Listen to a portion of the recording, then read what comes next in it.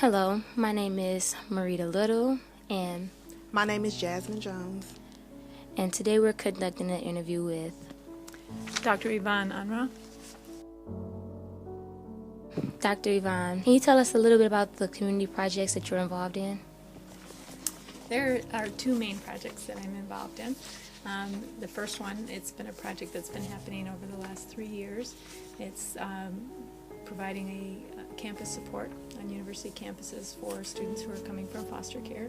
At Western, it is the Seat of Scholars program, and the community that we're really targeting here are young people who are growing up in the state's system of care as wards of the court. They're leaving the system independently without legal parental connections or consistent caregiver connections. And so we're bringing them together on campus to unite as a community of scholars and to learn from one another, support one another based on the challenges that they've experienced and the obstacles that they encounter to succeed in higher education. The second project is looking at the same topic, same challenges, same population of young people, but it's a statewide effort, so the community is much broader. And what we're doing there is multiple things. One is getting other colleges and universities in the state of Michigan to identify services and supports on their campuses. So foster youth who are aging out in the state of Michigan can choose what college they want to go to and know that they're going to receive supports that are specific to the needs and challenges of growing up in care. The other is we're actually targeting kids earlier. So we want to get to young people in foster care as early as age 12.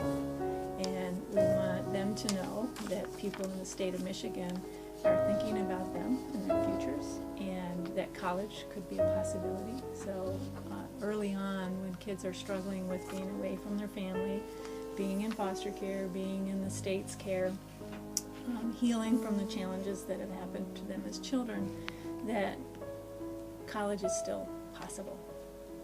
And we want young people thinking about it earlier. And so visiting college campuses, knowing there are resources out there. And so that's a much bigger community, and it's a much bigger project because we need to get that information to not just foster parents and not just caseworkers, but other agencies and support services around the state that are trying to get young people to college. And we want them to be aware that foster youth are a population that they're probably missing because they're kids that are kind of hidden in our society. And unless we go find them, they're not going to find us. What type of organization have you led and whom have you worked with? So the Fostering Success program is the new program that we're starting right now in the state of Michigan. But I've been most active with the Seat of Scholars program at Western Michigan University. And who have I worked with? Everybody. The success of the Seat of Scholars program is really dependent on people working well together. So key players in that for us have been Mark DeLore, he's the Director of Financial Aid at Western, Penny Bundy, she's the Director of Admissions at Western, and of course John Cita, Dr. John Cita was instrumental in getting the program off the ground. But in addition to those key players, we have so many partners on campus and in the community. So services on campus that include health services, counseling services, residence life, even the writing center, places like that. We make connections with folks that work in those areas to educate them about some of the unique challenges that foster youth have when they're coming to college. And one example of that a lot of people don't think about is housing over breaks. Foster youth don't have a permanent home to return to, and so one of the things that the program does is provides an option for students to stay on campus over break. So it reduces or eliminates a stress that they would have otherwise had. And we do that with all services on campus. Okay, thank you. Can you give us a little background information about your life and experiences that led you to the work that you do? I love that question, and I reflect on it a lot. The short story is my dad actually was orphaned when he was a little boy. So he was about 12 years old, and he had 4 brothers, and his mother could not take care of him, and his father was killed in the war. And so he grew up in an orphanage from the age of about 12 on, and never returned home. So I grew up in a family with a father who had experienced foster care, and know what struggles he has because of that, and how important family was to him, and what a great job he did of protecting us as kids. But when I was 12, my sister, who was 14 at the time, entered foster care.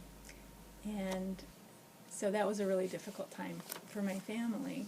And I always thought I'd never want to have anything to do with the foster care system because of that experience. And I went to college thinking I am never going to be a social worker. But every opportunity that came my way seemed to pull me back to this foster care population. And so that's how I think I got here. Okay, thanks. What are you working on as of today or upcoming?